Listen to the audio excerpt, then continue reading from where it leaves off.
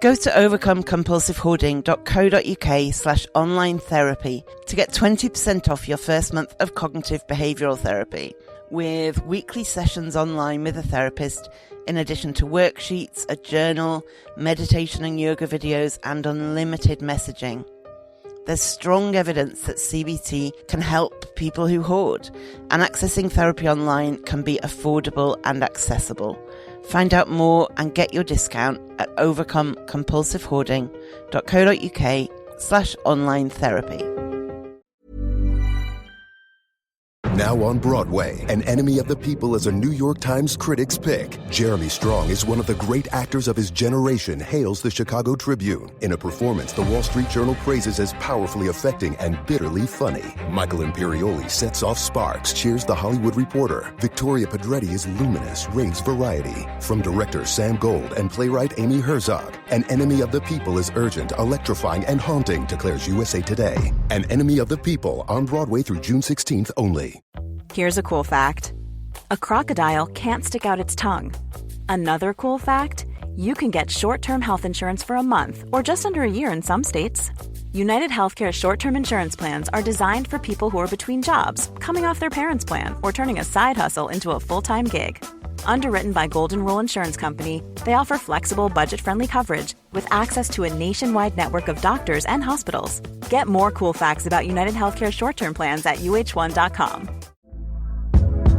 Hey there, it's Michelle Norris. I'm host of a podcast called Your Mama's Kitchen. When I travel, I'm usually looking for a way to find a taste of home when I'm not at home. And one of the things I love to do when I am at home is entertain. And Airbnb allows me to do that. When I was in California recently, I rented a house that had a great kitchen. And when we were sitting around the table, we were all thinking, we're in someone else's house. Someone could be in all of our homes as well.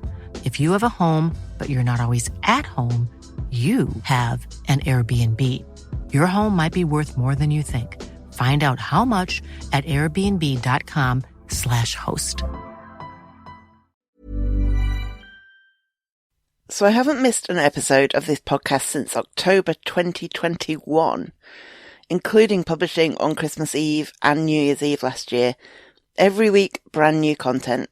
And I think I deserve a couple of weeks off, but fear not. For 2 weeks, I am republishing some previous episodes that I know you've valued before.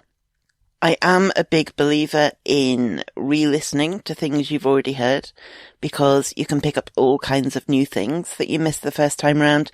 Also, I know that some podcasts stop releasing content altogether over the break, but not everybody celebrates Christmas and New Year. Not everybody is part of a culture that values those traditions. And also, not everybody enjoys this time of year, including me. There's a secret. So, for you, enjoy.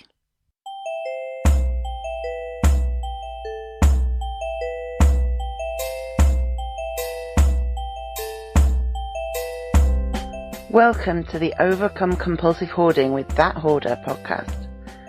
I am drowning in stuff and trying to find a way out. Listen as I explore the issues and delve deep as somebody profoundly affected by hoarding disorder.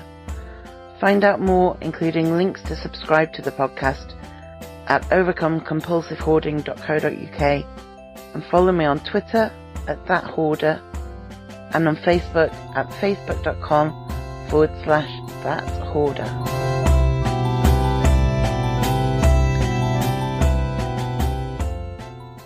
Dr. Jan Eppingstall is a counsellor, researcher and educator with a PhD in psychology, specialising in hoarding disorder and acceptance and commitment therapy.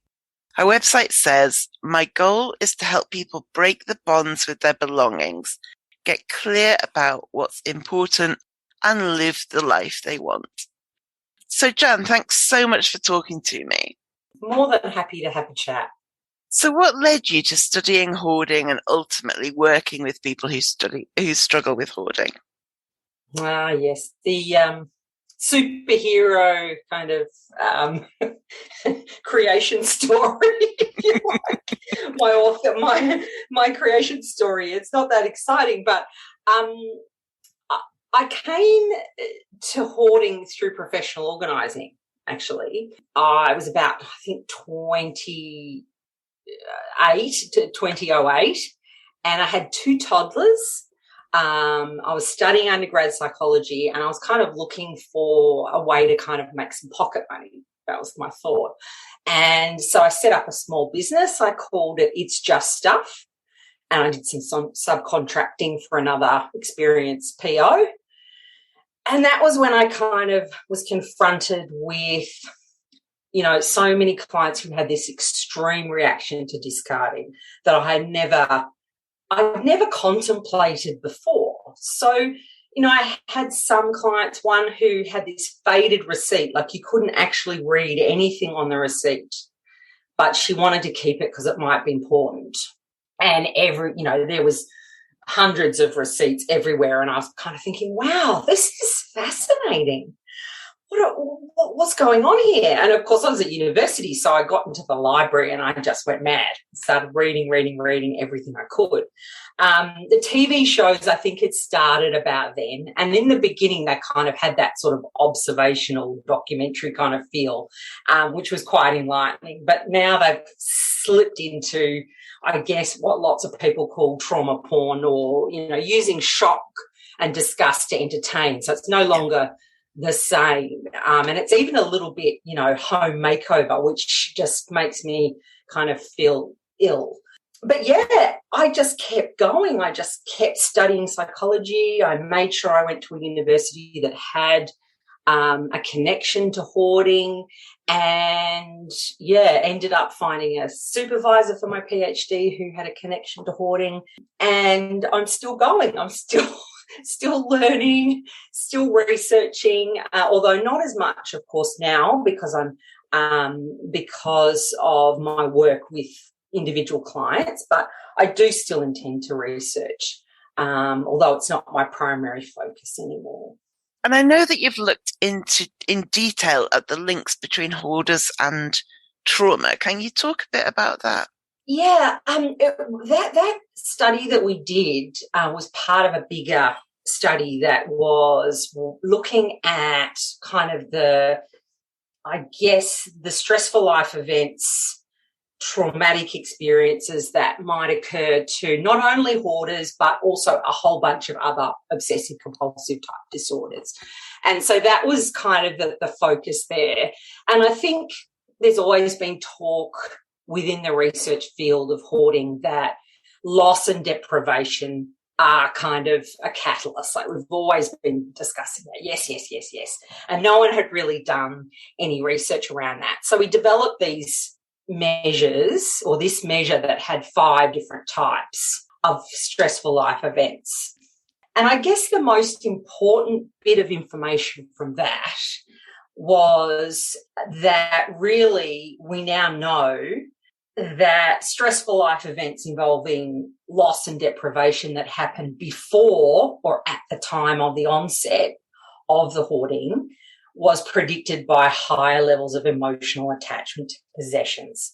And that, I think, is kind of like the most important piece of information that came from that study, because that's, again, what we've constantly been mentioning. Oh, there's something about loss and something about, you know, being attached to stuff and the kind of that compensation, that compensatory effect.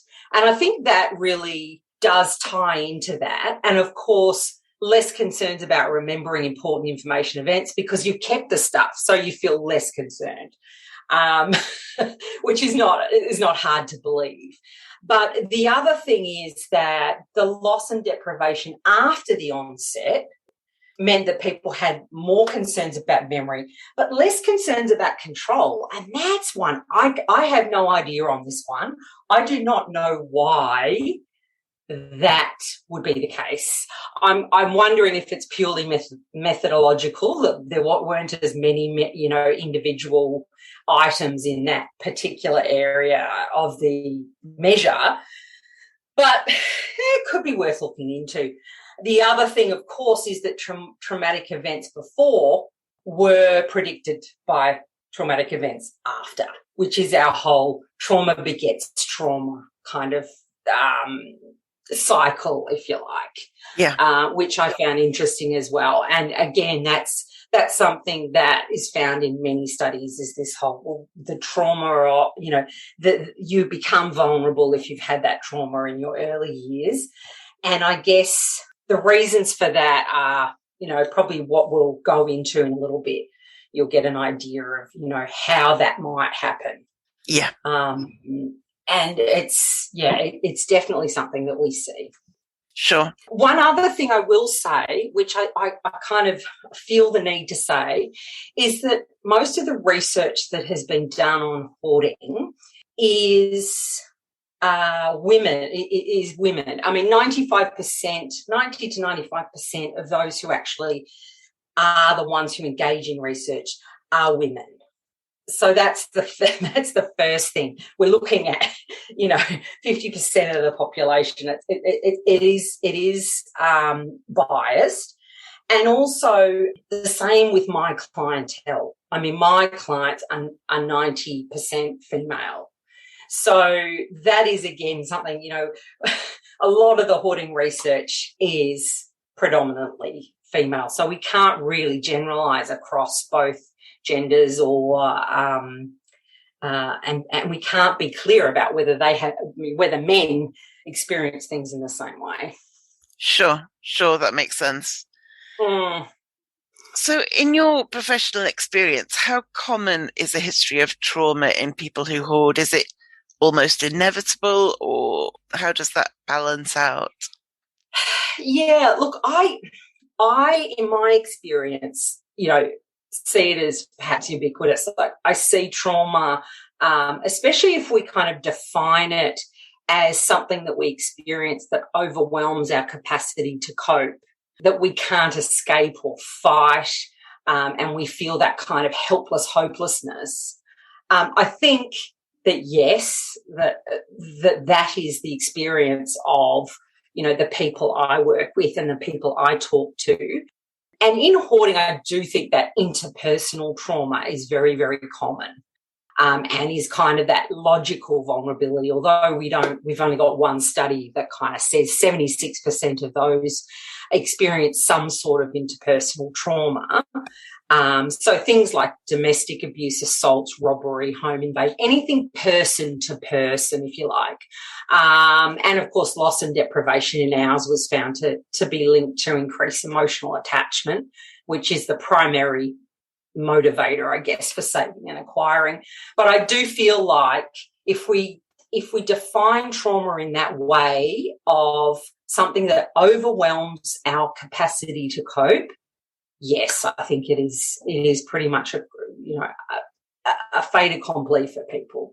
But of course, there's all sorts of other intervening variables that are just, whether someone ends up hoarding or using something else to cope, is dependent on other factors. Sure. And you may have just answered this, but are there particular types of trauma that are more likely to lead to hoarding behaviours? Yeah, I mean, that's a really tough one because there hasn't been enough research, and I don't feel like we have at this point in time like a clear picture of why a particular person begins hoarding. I mean, I guess for some researchers that's sort of the final frontier. Like, I think they want to find that, and I did in a way too. Like, when I was looking at this, I was like, there must be some specific thing that really, I just can't find that at the moment, and I can't see that in the research. But I think we need to make a really big leap in our research into epigenetics, which is that nature via nurture research. That is where we will hopefully get to the bottom of it. And we're not there yet. We can't do that sort of thing. And we certainly have done zero longitudinal research, zero studies in hoarding. We haven't looked at individuals from, over 20 years. We haven't done it. So really, causation, very difficult to demonstrate in research unless you've done that. Yeah. Longitudinal stuff. Trauma can mean different things to different people. which fits with what you were saying about the overwhelm thing. Something can happen to 3 people and one may be overwhelmed by it. So what one person experiences as very traumatic can be, experienced as quite minor by someone else. So in the same way, I assume that as one single trauma can manifest in different ways for different people. So is that why some people experience trauma and drink too much? Others start hoarding, others, have depression. Does that match your experience? Yeah, look, I think with trauma, it is kind of, trauma is something that impacts the central nervous system or the autonomic nervous system, and how that then is expressed in terms of coping mechanisms depends on the individual, and it depends on a couple of things. It depends on life experience. So someone might have a family who that they tend to drink. So that tends to be, what the person finds as a way to kind of escape that sort of pain that they're feeling. Another family might hoard. I mean, I've had a discussion with someone who said her mother's family were all alcoholics, and she said, I'm never ever going to be an alcoholic, so she hoards. So it is really just kind of a manifestation of that. And hoarding is very clearly visual. It's a very clear kind of message of trauma, I feel anyway. But who copes better? It's like if someone who has a secure attachment with their primary caregiver, someone who has that attachment security, they're likely to experience a trauma, process that trauma, and then come back to equilibrium and kind of balance in their life. They'll be able to make sense of it. They'll have someone to support them, and that will then, lead them to continue to grow as an individual. And that attachment security with our primary caregiver is really important, and it's important in the development of our nervous system resilience. So body and mind, when a child is growing up, body and mind are developing at the same time. So securely attached kids, they're helped by their primary caregiver to regulate their emotions, which is a really important thing. Like we always co-regulate as individuals. And without that kind of lesson learnt as a young baby, with eye contact, with, all of that interaction, we don't feel safe and secure. So that is one of the core things about secure attachment. And then children use their secure attachment as a base to explore stuff. I'll go out and I'll learn things. And the caregiver is also able to repair ruptures. If there's a problem, if they do something, I don't know, if they smack the child or whatever, or say a nasty word, they know how to repair that. So, that's 2/3 of the population. And they're able to kind of come back from trauma. But you've got the 1/3, which are, the insecurely attached. So they might have a primary caregiver that isn't available, or rejecting, lacks warmth, preoccupied, or they might be the opposite. They might be over-involved, or authoritarian, really punitive. They can, depending on their personality traits, they can either become avoidantly attached, so they'll be shut down emotionally, self-reliant, standoffish, have shallow kind of romantic relationships, or they'll be anxiously attached, which is needy and seeking closeness, fearing rejection, abandonment, people-pleasing, enmeshment, all those kinds of really clingy kind of personality traits. But then there's the third type, which is implicated specifically, or has been found in the research to relate directly to PTSD, and that is disorganised attachment. I don't know if you've heard about that, but there's an extreme fear of rejection, and trusting others is extremely difficult.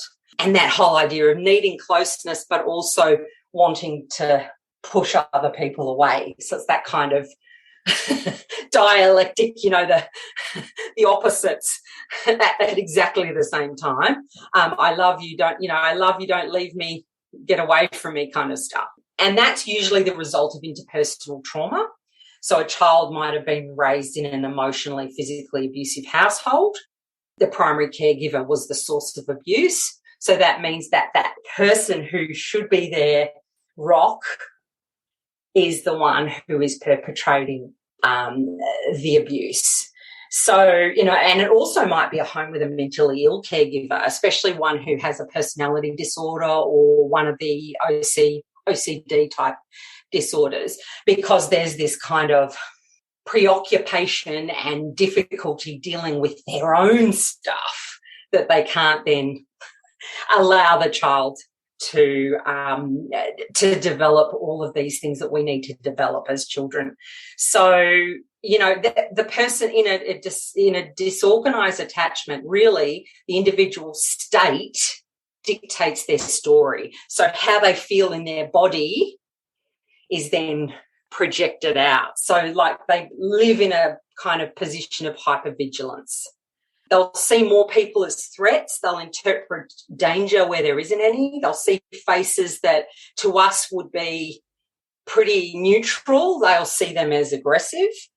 Body language of others' language, because it'll be filtered through, and this is something we'll talk probably a little bit later on about the more primitive parts of the brain and how that is impacted in, how trauma relates to that. But, it's like the homeless person, you're walking along and they shout at you, "What are you looking at?" aggressively. It's like, this is their safety system going bling, bling, bling, bling, bling. You've just made fleeting eye contact, but they see that as hostile. So that's something that, the trauma that they've experienced is then shaping who they've become and who they continue to be because of the way it manifests. And the story that they've created to, I guess, explain their state of how they feel, if that makes sense. I mean, it's a lot of it's fascinating. The whole attachment stuff is just amazing, and what we know now about attachment is helping the whole kind of area of trauma advance significantly. Absolutely. It seems like it's core to everything, doesn't it? Yeah. So Freud wasn't technically wrong in his book. I often say Freud wasn't completely wrong. But it's fascinating, and we know so much more about the physical impacts on a child, a baby, but also prenatally. I mean, there's so much information about prenatal and how you can actually predict a child's attachment style prenatally. So you interview the mother and it's pretty bang on. It's pretty bang on. And that's due to the physical, the release of cortisol and all those other kind of neurotransmitters and things that actually will impact, that will go directly to the baby, Yeah. So Freud wasn't wrong.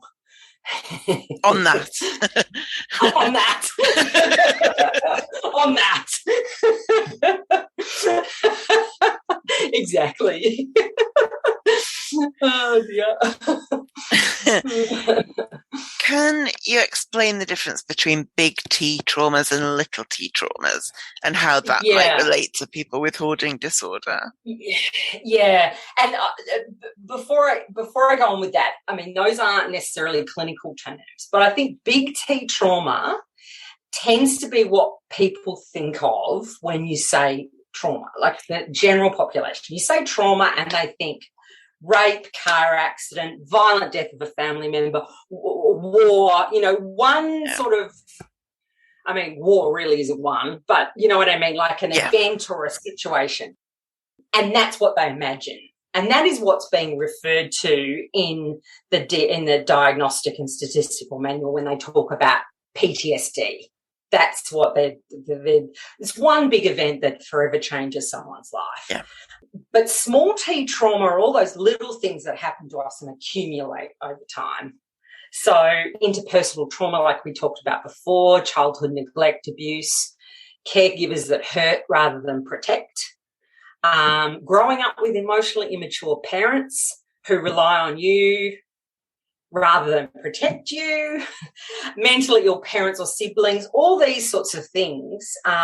These little small T traumas kind of accumulate and almost form kind of like a weighted blanket that covers someone and almost disables them in a way because they can't see, they're no longer hopeful about their future and they feel trapped and helpless. And even when the situation changes often, things change, and even, I don't know, like say a parent might pass and, they're in inverted commas free, but they can't see that the barrier's gone and you've got that learned helplessness. And that it can be quite baffling for people to say, but you can do all these things now. And that's often called complex post-traumatic stress disorder. That's what we kind of use. We use that term to talk about that, although it's not in the DSM. It's not specified. I think it should have been. Bessa van der Kolk, who wrote The Body Keeps the Score, which you probably know about, he was pushing for it to be a separate, this more interpersonal kind of complex post-traumatic stress, but it didn't happen in the last review. So maybe in the next one. But it also comes with additional symptoms that I think are important to note, like strong feelings of shame and guilt, because it's a trauma that's often happened, within a family or within, an adult and a child. So there's that huge shame and guilt there. I think it was my fault. I think I caused this to happen, which doesn't happen so much with accidents and, all those other kinds of things. You don't blame yourself so much. Emotion regulation issues is really big. So struggling with regulating your emotions and periods of dissociation. So if you have, that kind of blanking out, kind of not really being, hovering above yourself, that's, I think dissociation is on a continuum, really. I mean, there are low levels of dissociation that we all kind of do. We all zone out. We just, I'll just sit here and watch a TV show I've watched 50 times. That's one form. And in a way that might be actually that might be a positive way to use dissociation. But then you've got, periods of, really like cutting off from your experience and your body. And that can be significantly detrimental. And I think I've had a client who doesn't remember, like dropping papers and things all around. Like she'll not wake up, but almost become aware that there's all, she's just been reading the mail and it's just all ended up around her. It's like, but how did that happen? I don't remember that happening. And I think that's something that does impact hoarding for sure. And I think this whole small T trauma is really what we're seeing now as being the thing that hoarding is a result of. And again, research probably won't be able to tell us that for many, many years. But as a clinician, that's what I see. Sure. That's what I experience. Cool fact, a crocodile can't stick out its tongue. Also, you can get health insurance for a month or just under a year in some states. United Healthcare short-term insurance plans, underwritten by Golden Rule Insurance Company, offer flexible, budget-friendly coverage for you. Learn more at uh1.com. Hey everyone, I'm Craig Robinson, co-host of the Ways to Win podcast, alongside my good friend John Calipari. I've been on the go recently. Phoenix, Kansas City, Chicago. If you're like me and have a home but aren't always at home, you have an Airbnb. Hosting your home or a spare room is a very practical side hustle. If you live in a big game town, you can Airbnb your place for fans to stay in. Your home might be worth more than you think. Find out how much at airbnb.com/host.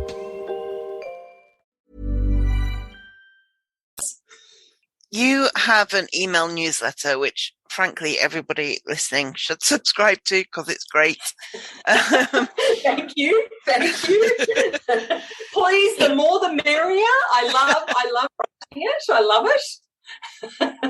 And so I'm just going to read something that you put in one of them. And in this particular bit, you were speaking to fellow practitioners. You said, how many of your clients' eyes glaze over when you attempt to talk them through logical reasons to part with objects they're attached to? How many of your clients say they feel like they have a brick in their heads that they can't get past? How many of your clients describe collapsing after your session, unable to do anything for days afterwards? Now, for me, I can definitely relate to all of those, but the final one in particular. I do this stuff and then get so overwhelmed that my brain just goes, nope. And that's that. So Exactly. So what's the significance of those responses, would you say? Okay. So this all relates to kind of the polyvagal theory and the vagus nerve, as well as our central nervous system. It all relates to that.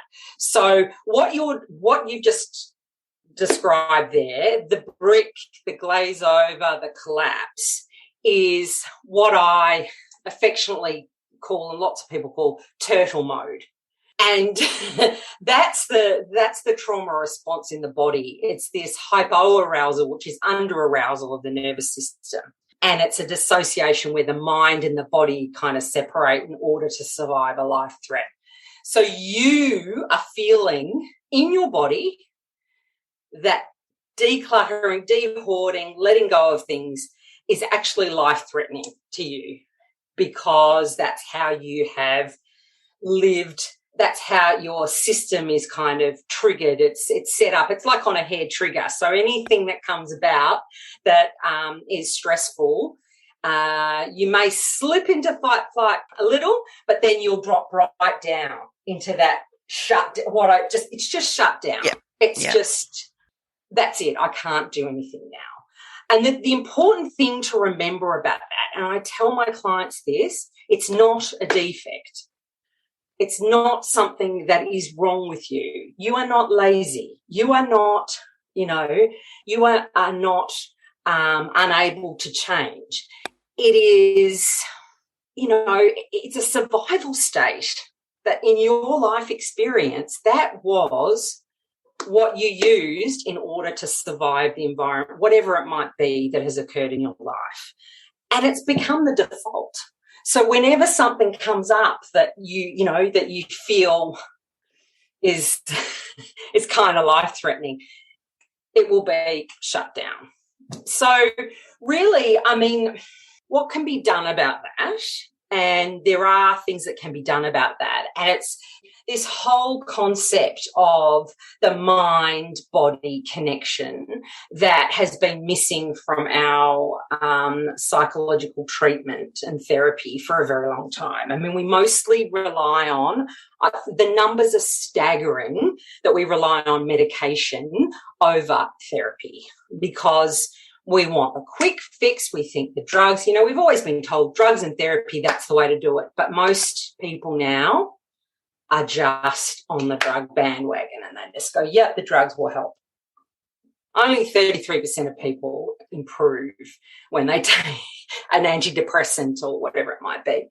But what we're finding now, and what the polyvagal theory and all of these kind of what they call interpersonal neurobiology peeps, your Bessel van der Kolks, your Peter Levines, Daniel Siegel, all these people are looking at what's happening in the body and working on ways to treat that. It's very easy. I don't know about you, but a lot of clients that I work with have no real necessarily awareness of their body. Like, they can't describe what's happening in their body. And that's significant. Like, that's something that needs to be, worked on in therapy, because I think it's hard to explain without going back to kind of talk about the whole polyvagal science of safety, because I think if you understand kind of how the brain and then connects with the rest of the body, that will help with understanding this turtle mode and processing trauma and all those other things. So polyvagal theory is the science of safety.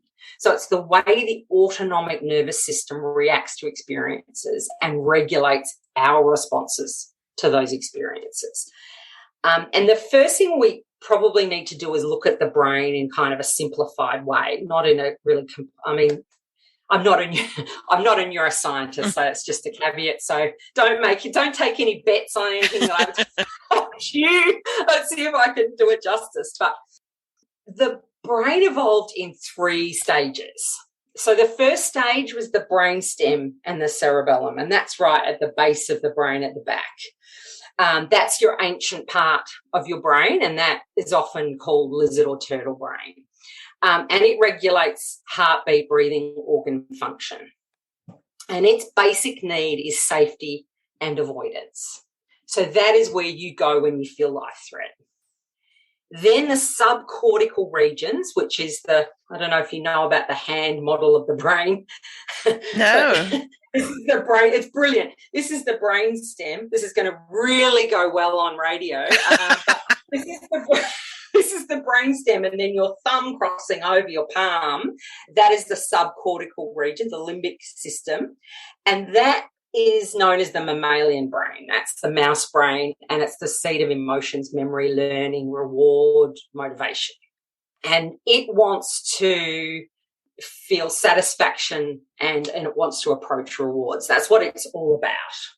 Then once you close the hand and the actual fingers, is the cortex, which is the primate brain, the human part. Like that's where that's the most recently developed or evolved part of our brain.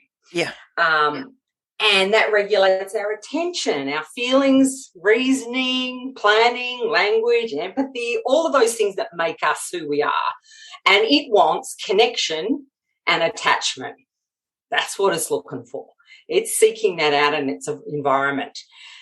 So turtle needs safety, mouse needs satisfaction, primate needs connection. So that's what the brain's doing. Now, the vagus nerve comes from the brain stem and it kind of wanders. It's actually a bunch of nerves, but we call it one nerve. But it wanders through the body and connects with vital organs. And it's divided into 2 parts. So from the diaphragm up is the ventral vagus, and that connects with your heart, your lungs, your larynx. And from down, the diaphragm down, is the dorsal vagus, which connects your stomach, liver, spleen, digestive system. So keep that in mind as we go through. Think about the digestive system and stuff as we move on. Then you have the sympathetic nervous system, which is the spinal nerve. And that helps regulate our heartbeat and our breath and all that kind of stuff. And it works in concert with the ventral vagal to bring energy to daily activities and get us to connect. It's what makes us move. So when something's dangerous in our environment, our survival response is triggered. And that's something that we're not consciously aware of that. It's something called neuroception that happens in the body, and it's much quicker than our brain reacts. So like your gut instinct kind of stuff. And when that happens, survival response, cortisol, adrenaline pumps through the body so we can mobilize. We can flee, our heart races, we hyperventilate. That's our flight response, okay? And at this point, we're still connected to the cortex. So we still have a way of thinking and planning and making decisions in that moment. But if our perception or our neuroception is that the stimulus is life-threatening, we can't see a way to escape, we shift into this dorsal vagal state where we disconnect, shut down, try to be invisible, dissociate. And you may sometimes, I don't know about, and I know it happens to many people, happens to me sometimes, is, the stomach, like the feeling in your tummy, like churning. So that's what I believe. That's what as I said before, that's what's happening when they go to discard, sort, or organise. You know, the cortex is offline and they can't make rational decisions. They actually can't decide. So they're not just being difficult. They're not being difficult. They're right. But if they slip right down into turtle mode, they have to go back up through, you know, back up to ventral vagal. It's not, you can't skip a spot. It's very kind of primitive in that way. Like you have to go through the stages. And I think that's where we need to work. That's something that is not in any of the treatment that I've read or looked at regarding hoarding. That is not there. And I think that is kind of a core sort of piece for me, for what I'm doing now, my work now, is I'm realising that is the piece that's missing, is looking at how we can help people get from that, you know, dorsal, you know, they're down in turtle mode, they've been in turtle mode for 2-3 days, they can't get out of bed. What can we teach them to bring them back out? And most of it is, you know, most of these things, these techniques are about the body, breath, they're about mindfulness, they're about observation of the body and what's happening in your own body. And that can be quite confronting for some people, but that is kind of the only way to get to know what's happening, is finding out, actually observing yourself and stopping and going, okay, that's what's happening. I can feel it happening in my body.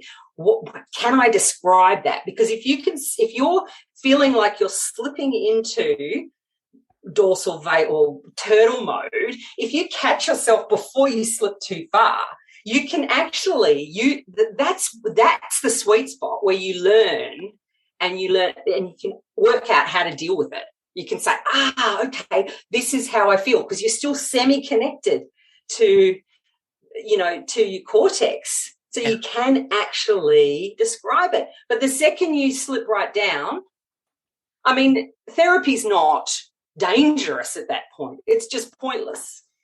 Sure. You know what I mean? Like me talking to someone and saying, well, what about this idea? And, you know, how about the rationale for keeping it?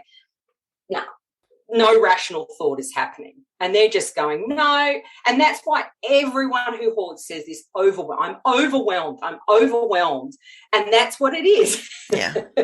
It's a slip down. And if we can help people manage that, I think, and I'm not saying it's a panacea and it will be like magic, but I do think that there is a path, there is a way through to kind of, I don't like the word recovery, but you know what I mean, to a path through to feeling more in control and more confident in how you live, you know, in your space. But I do think that whole thing, under-arousal, that hyper-arousal thing, is what I was seeking out in my research when I did my PhD. That was kind of what with my acceptance and commitment therapy kind of stuff, I kind of created this new model of what happens when people are discarding. And the little missing piece, I was calling it experiential avoidance, is what ACT calls it, which is basically kind of the same thing. It's the same kind of thing. It's being unable to experience any of those feelings, sensations. It's technically the same thing, but this is kind of more of a. I find people accept this more because it has like a bodily, you know, it's kind of more acceptable to people to feel like it's a bodily and a safety mechanism, which is exactly what it is. It's not, you know, I'm not trying to dress up, you know, just something that it's not. But I do find people feel like they have this, you know, they have a bit more control over their path forward if they know that it's something in their body and that they can, you know, they can work through it. Yeah. Thinking about trauma, would you say that there's a benefit in having trauma therapy before embarking on trying to deal with the hoarding specifically, or can it be done in conjunction? That's an interesting question because it depends on what type of trauma therapy you're thinking of. If you're thinking of, some sort of EMDR, that type of stuff. I don't know. I think how I would approach it, or how I do approach it, is I work with individuals first up to kind of understand how they feel when they approach this particular process of discarding or even just simply sorting. So I don't feel, there's a little bit of misperception about trauma, and that it has to be processed before you can recover or whatever. And, people think, I can relive it in my mind and then it will just go away. But it's not in the mind, it's in the body. And so it's a different different thing to do to process as it is to relive it. Going into the minutiae of what might have happened to you in fine detail will probably see you slip down into dorsal vagal, and you won't be able to understand what's happening. You'll just dissociate. It's not going to help. But processing is about catching it before you drop too far down, being able to describe what's happening in your body. Yeah. And then, if you can catch it there, you can talk it through with your counsellor or your therapist. And that's a beginning point in order to, just kind of stretch your window of tolerance for how much distress you can cope with, because life is distressing. Everything's distressing. But if we try to go too quickly, too fast, we give up. But we just need to kind of stretch that window of tolerance a little bit. And then once it's open enough, you will be able to tolerate more distress, more distress, basically, because we think we want to avoid distress, but avoiding distress actually makes the distress more distressing, and then it just blows up. But I do think that the hoarding treatment at the moment needs to kind of evolve, and it needs to have more of this mindfulness, somatic kind of acceptance and commitment therapy kind of work, because traditional CBT doesn't work if you slipped into dorsal vagal, because you can't use here, you can't connect. Cognitive behavioural therapy is about using cognitions to make rational decisions about, putting things into piles and all of that. It's just not going to work. It's not going to work. And I think we need to forget about the schools of therapy and just try and find what works for the journey of the individual. But I think if a person has a trauma background, then that needs to be kind of the first port of call. Yeah. Definitely, because it's not going to. It's not something you can kind of push aside. Unless you can grit your teeth, you know what I mean? Unless you can grit your teeth through things, and use you're using your willpower rather than, some people can push through things and use their willpower and get to the other side. People who lose massive amounts of weight and do all this, they push themselves with willpower, but it's not sustainable. It's not something you can sustain. And some people try to do that with hoarding. If I can push through it, but all of the same things come up later, and they're there, They're there when you have nothing, and they're there when you have everything. So, it's interesting. I had some CBT last year, and it was, in this country at the moment, CBT is prescribed is the answer to everything. I think because it's quite cheap and time limited, it's what everybody gets referred to first. And I found it genuinely helpful in the sense of sitting with something in front of me and not having a clue how to make a decision. That kind of thing was great. It was also great for making me question, like I would go, okay, I'm going to do some tidying up in the kitchen. Then I would walk into the kitchen and go, nope, and walk out again. And doing the CBT made me go, okay, what is that nope? Is it an overwhelm nope? Is it and once I knew what I was dealing with, I was more able to say, okay, that's an overwhelmed nope. So what can we do to reduce the overwhelm? That kind of thing. It was genuinely useful for, but it didn't address some other types of nope, it was, so it was genuinely helpful, but I agree with you that I wouldn't say it is the solution, full stop. Yeah. And it's the same in Australia. CBT is very much, it's a prescribed treatment. Yeah. And we love the reason it is the reason that happens is because people have created these modules, a prescribed way of going through the process for each individual type of disorder. Yeah. So you have a manual for everything. And there's so many weeks, and that was how the research was done, because it's very difficult to attempt to ascertain the results from my therapy versus someone else's therapy if I'm not following. Yeah. And that's why I came about. Yeah. And I think now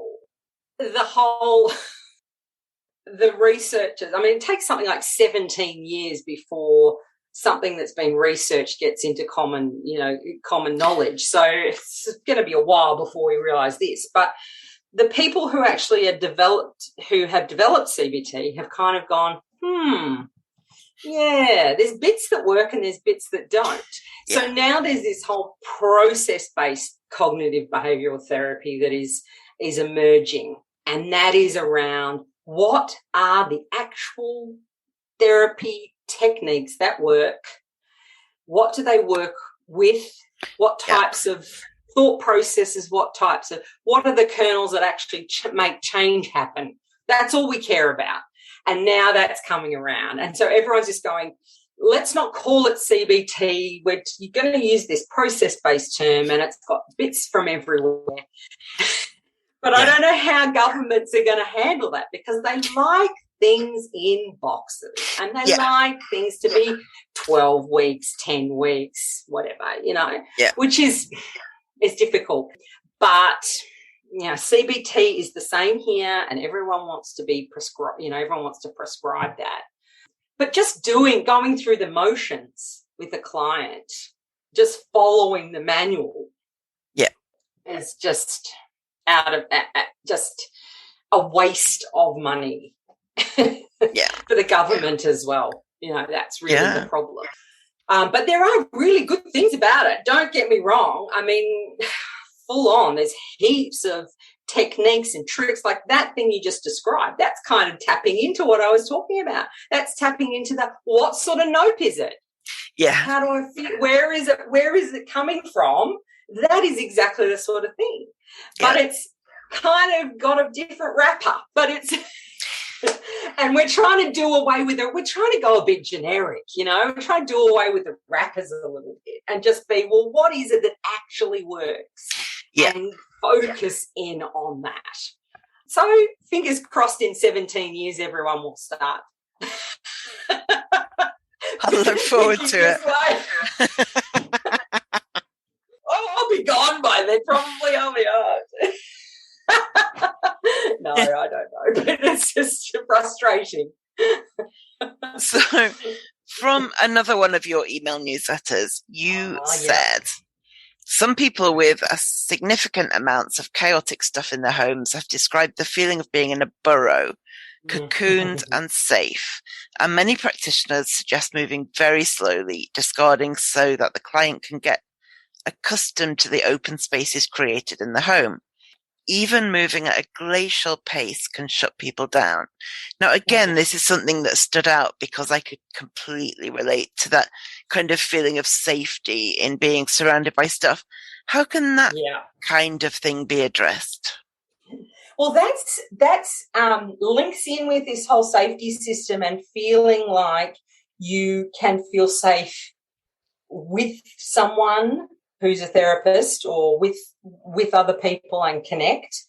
And you can, by doing these sorts of activities or working on being able to kind of recognize and label and, talk about how you're feeling, that can slowly give you that sense of safety, and it will slowly feel comfortable as you open out. It's the same sort of thing as your tolerance, just stretching the tolerance slowly, slowly, slowly. The other option is you can, and I've said this to people, it depends on the space you've got, you can keep a little cocoon. What's wrong with that? Who says? Who says you can't have your little cocoon? I mean, I actually find nowadays we live in these open plan homes, and I long for the days where we had a TV room and it was all cozy and everyone would have to snuggle in there and squish up, because it was safe and comfortable. We want to be in these open spaces. Well, not everybody needs or wants that. So having a little cocoon somewhere where you really feel safe and comfortable, and then having other spaces where you've got a bit more room to kind of do the activities that you want to do, because that's what I find.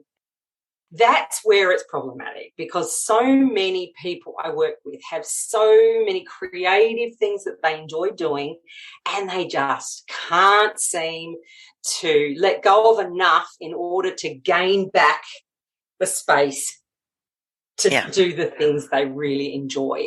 And that's, again, I mean, the other thing I've talked a little bit about in my newsletter is around values and what is it that's really important to you. And if you can drill down and get your top 5 values, and the top one, if you have children, it's my family, well, then really someone needs to sacrifice something in order to achieve and live on those values. But values just drive you in ways that goals and things can't. And I do find that does really help people kind of focus in, even when they get to that point where they go, I don't know what the hell to do. I've got all this. What are my values? What do I want out of my life? What do I want people to say about me? What in my eulogy? It's confronting, but do I want people to say that I was a generous person who invited me over for scones and, blah, blah, blah? Or I wasn't quite sure who lived there. I mean, I just feel like that is a good way to kind of come out of that. But that whole idea of having to have the entire house, in some way that's sort of acceptable, no. If you want to have a little cocoon, I strongly recommend you do that. I see a trend recently where a lot of people are claiming that their work is trauma-informed. It's a bit of a buzzword, whether it's yoga teacher, life coach, therapist. And it seems that, first of all, it would be great if, people in all these sectors are genuinely trauma-informed. But I worry that people are using it as a buzzword and maybe claiming it while not being fully prepared or informed, which I worry could actually be dangerous. And so it's clear through your work that you are genuinely trauma-informed and you encourage other practitioners to be the same. Do you have any thoughts on, I'm thinking people looking for help, how they can establish whether somebody read an article and therefore claimed to be trauma-informed, or whether it's a genuine built-in factor? Yeah. Look, I think, and it has become a bit of a buzzword. But I'm quite glad that it's being talked about and recognised as a factor in people's lives, because it's just something that has been overlooked so widely that I feel people who have had these sorts of traumatic experiences feel like they need to hide and not talk about it. And I'm happy that it is now being talked about. But I think it really is kind of an ethos, a way of approaching your therapy and having, always considering your verbal and non-verbal communications and how that might land with a client. Or, it's knowing how to help people tolerate the emotions that might come up. What I do find often is that counsellors are scared of trauma. And they may be scared of trauma because they haven't done the work. They may be scared of trauma because they're worried they won't be able to cope with what comes up, whatever. But they will avoid triggers at all costs. But that's not the answer either, because the person's not going to grow by avoiding those. So I think that's really hard. I mean, being trauma-informed is is treating everyone who comes through your door as a trauma, as a potential trauma survivor. Like, it's not going, I think you are, I think you're not. It's everyone has an individual story, and there's a chance that there'll be something there in everybody that, will come up because you're in a very intimate relationship with this person.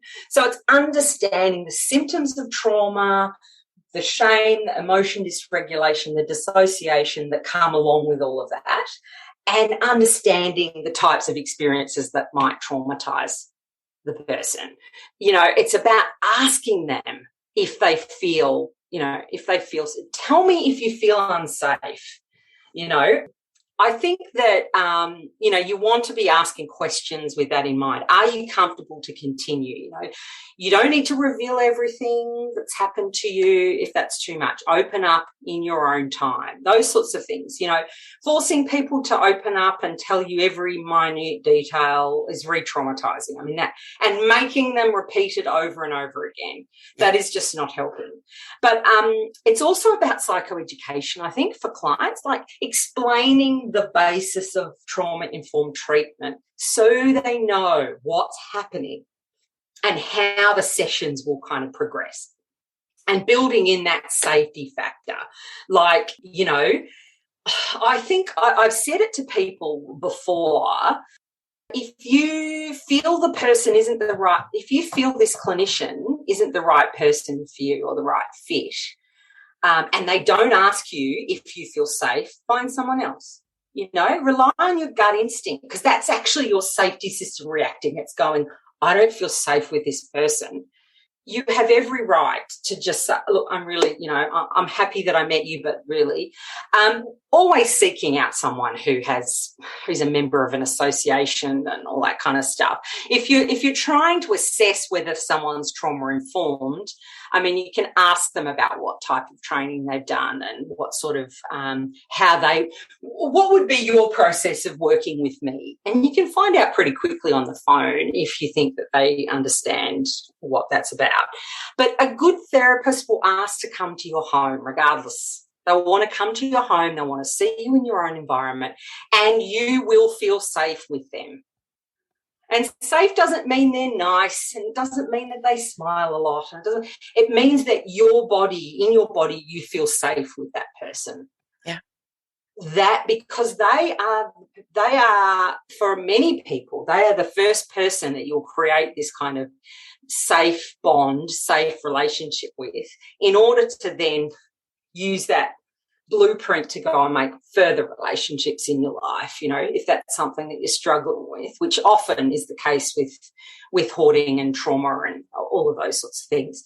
But, I think a good therapist will regardless want to come and see you in your home. Even if you're not a hoarder, I think I would want to come and see someone in their own home environment, and just to see how they feel outside of the office, because the office can be very just bland and generic, and often people don't react in the same way, especially hoarding. It's not the same. You can talk the talk when you're not in connection with the hoard. You could say, oh, I'm fine. Oh, yes, I do know that I need to do these things. And then you come up to it and it's like, I can't let go of this one tiny item.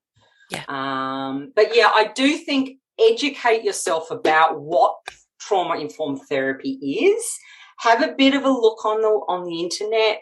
And, you know, if you can find someone who has some trauma experience and some understanding of mindfulness practices, it's a good start. I would never recommend a life coach.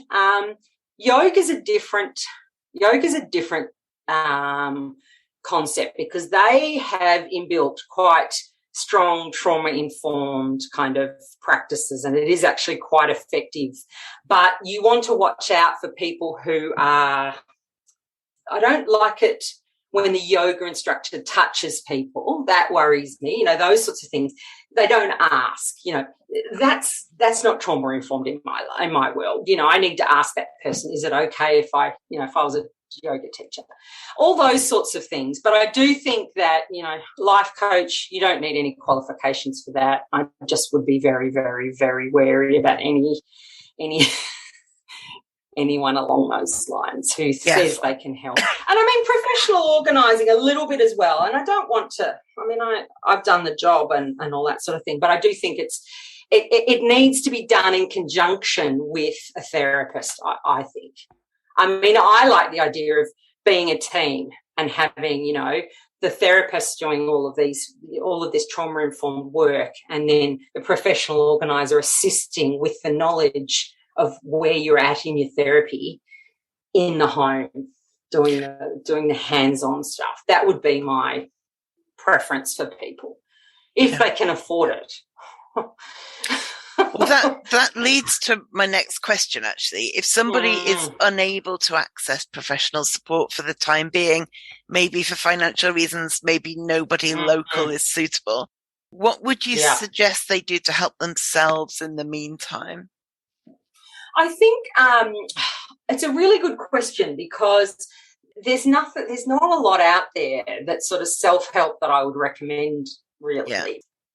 I've spoken about it recently, and I just kind of said there's a lot of relevant information, but it hasn't been brought together to really give people the background. And that's kind of, I suppose, what I'd like to do if I could stop procrastinating.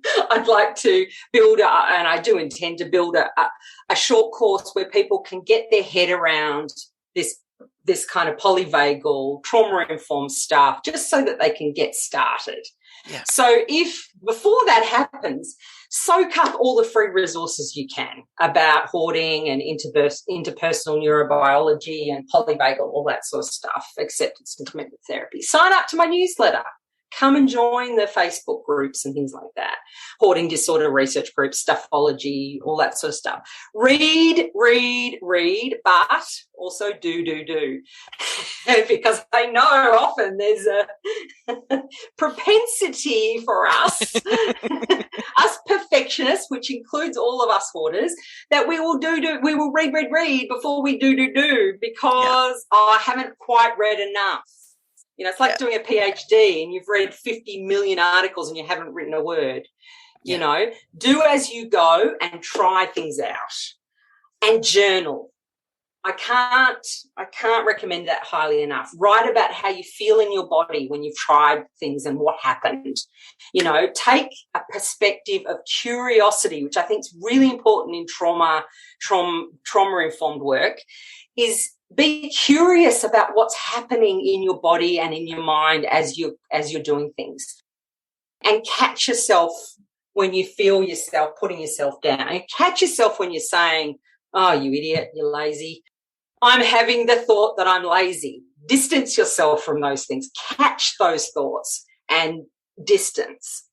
And those, when you shut down, when you have those shutdowns, that's your safety switch. And that worked in the past. It doesn't serve you now. Times have changed. So realizing that, and I can't exaggerate more. Try things out. Do little experiments every day, slowly, carefully pushing those boundaries of what you can tolerate, etc. And track your progress. Make sure that you can see how you're going with all these things, because it's very common to look over and go, "Oh, it's exactly the same." No, you know, I've spent 3-4 days on this and now, you know, it's exactly the same. Well, it's not exactly the same, but you can do it. You know, it can be done. There is hope, and you have to really start today. The curiosity thing is interesting. Again, when I had the CBT, she used to frame things as not this week you're going to do X, Y, and Z. She would say, let's do an experiment and then see how it goes. And then if it works, great. And if it doesn't, we'll work that out next week. And I found it so much less pressure to think, I'm not getting however many bags out of the house. I'm doing an experiment. And so it didn't matter. If it didn't work, I hadn't failed. It was just that we hadn't got it, and I found that so effective. Yeah. Yeah. It is so effective coming from that angle of curiosity about what's happening. And I do it when I'm working with people, like I said earlier, that whole 360-degree view of a situation. I can see what that person might be thinking, and that it's the same how you're dealing with, your progress on your journey. Oh, that's so weird that happened. Oh, wonder why. And pondering and doing a bit of journaling and just kind of, there's no need to feel like you failed, because the only way you will improve is by failing or by trying things out and finding what works. And if it doesn't work, move on to the next thing. It's the curiosity. I often think to myself, curiosity, Jan, not judgment. What's you come from that place, because I do think it is really it's a shift, and it's quite a big shift for many people, but I do think it works. Yeah. Well, thank you so much for talking to me. Honestly, this is so valuable, such great information. If people want to find you online, where can they do so? They can find me everywhere. I'm on Facebook at Stuffology Consulting, I think I am. On Instagram, I'm at stuff_ology, and same on Twitter. My website, stuffology.com.au. Sign up for the newsletter there. It comes out weekly on a Sunday afternoon in, Melbourne time. And I've just been doing a decision-making series, but I'm going to move back onto more discarding and working on that kind of stuff next. So come and find me. I love a chat. I will put all those links in the show notes on the website if anybody missed them. And I honestly recommend signing up for the email newsletter in particular. It's so valuable every week. Yeah, it's great. So thanks again. I appreciate it a lot. Awesome. Thank you for having me. In just 1 second, I'll give you my top tip of the week. In the meantime, please do subscribe to the podcast, review it, 5 stars would be amazing, and share it with your friends or anyone who might be interested or who might benefit from it. It all really helps. To find out more ways to support the website, the podcast, and my overall de-hoarding project, go to overcomecompulsivehoarding.co.uk/support. Now back to your top tip. So my top tip this week is about getting started. Often it's really hard to get moving when you know that the task ahead is going to be a tough one. So something that can be useful, rather than just trying to talk yourself into it, is instead to use alarms. Set an alarm on your phone to go off at 10 a.m. every day or 6 p.m. every day, or whatever time you want to use to de-hoard your home. Sometimes having that prompt from something external rather than just you saying, oh, I really should get started, is effective. And these days, you don't even just have to have your phone beep. You can tell whether you use Alexa or Siri to tell you to start work. It's 6 o'clock, time to start work. Or you can even tell it to turn music on. So you can say at 7 o'clock every Monday, Wednesday and Friday, start playing 80s pop. And that's your prompt, and it's lively, and it will get you moving. It's all worth a try. I hope that's helpful to you. Thank you for listening, and I'll speak to you next week. Thank you for listening to the Overcome Compulsive Hoarding podcast. You can find more online at overcomecompulsivehoarding.co.uk. You can find me on Twitter at @thathoarder and on Facebook at Overcome Compulsive Hoarding with That Hoarder. To find out more about how you can support this podcast and the overall project, go to overcomecompulsivehoarding.co.uk/support and do subscribe to this podcast so you make sure you don't miss any future episodes.